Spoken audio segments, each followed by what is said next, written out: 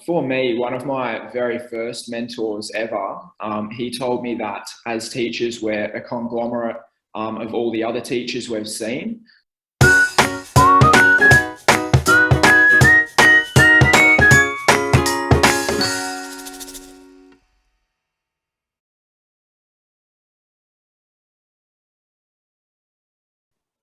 Okay, so this brings us to our next question now, which is, what does your teaching identity mean? So a few more ideas to unpack here. For me, one of my very first mentors ever, he told me that as teachers, we're a conglomerate of all the other teachers we've seen. So what he sort of means by this is that we steal bits of other teachers that we've seen. So that might be maybe a particular entry routine that they use. It might be a particular way they've done behaviour management for a particular situation. It can even be as specific as certain quotes in certain situations. It might be the way they teach a particular concept as well. So we sort of, when we see other teachers teach, we kind of mould our own teaching identity around what we've seen. We build upon that as time goes on.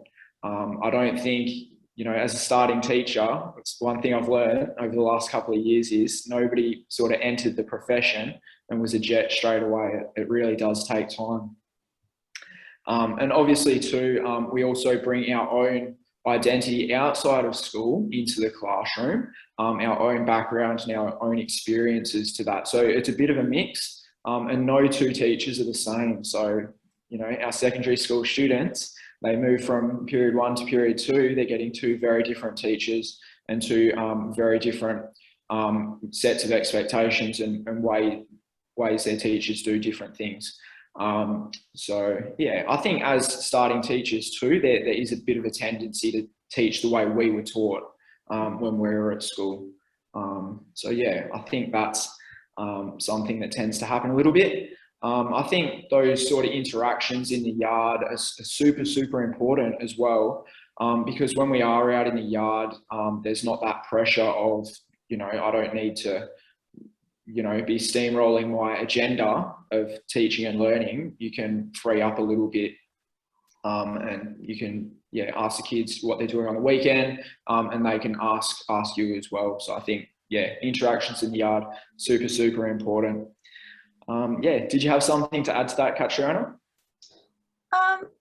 When we're talking about what does teaching identity mean to me, for me, going against the grain here, it doesn't feel like it means a lot to me, the term teacher identity, because my teacher identity and my normal identity is just so similar, and that when I go to school, I'm just me, I'm Caitriona. The students call me Miss Dempsey and that's all fine, but it doesn't make me feel too much different now. When I first started, it felt a bit weird to be called Miss Dempsey, but now it just feels like, I'm going to school just like any other human, any other person, and interacting with my students just as I would with any other person I would interact with in the world, and treating them with kindness and respect, and wanting them to do well. And as I teach such small kids, that I want to watch them grow. And even if I wasn't a teacher, seeing children outside of a school environment, I still feel the same way towards them. I still feel that I want to help them, I want to look after them, I want to teach them things and have little conversations with them. So in terms of my teacher identity, I suppose I don't really have much of one. It's more just my own identity as a person. But I think that's so important and so powerful when you can bring yourself and your interests and your personality into the classroom. I mean, we all know the value of building relationships and connecting and making really meaningful connections with students. And I think sort of complementing that professional teacher side with you and who you are is a super, super powerful way to connect with your students. And I mean, without getting too political, for me also as a member of the LGBT community, being able to bring that side of me into the school when it's, one, safe and two, appropriate, is incredibly important for fostering an inclusive culture. And I feel quite privileged to be able to bring myself into my classroom in a way that supports an inclusive culture. So I completely agree with you, Caitriona, even though it sort of feels a little unusual to talk about it that way. It comes quite naturally to us, which is awesome, but it's also such a powerful, powerful thing to do in the classroom.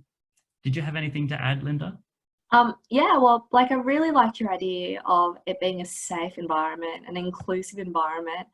And I'm wondering if it's okay if I kind of take that idea of an inclusive environment and look at what it means for my students. So my teacher identity, I think, is really focused around me doing my best with my students' learning, getting them to see that they have the potential to make change, to be change, and helping them slowly find passion in what they do. I know this sounds, really deep and meaningful, but to find their position, to find their place in the world so they can make it a better place, and to also learn from them because they teach me a lot of things as well. However, I'm also aware that, sometimes the way that I use my teacher identity might not always allow for certain students to respond in a way that I would like them to respond, but that's okay, because at the end of the day, I'm here for the kids, I'll do my best, and that's all I can expect from them anyway.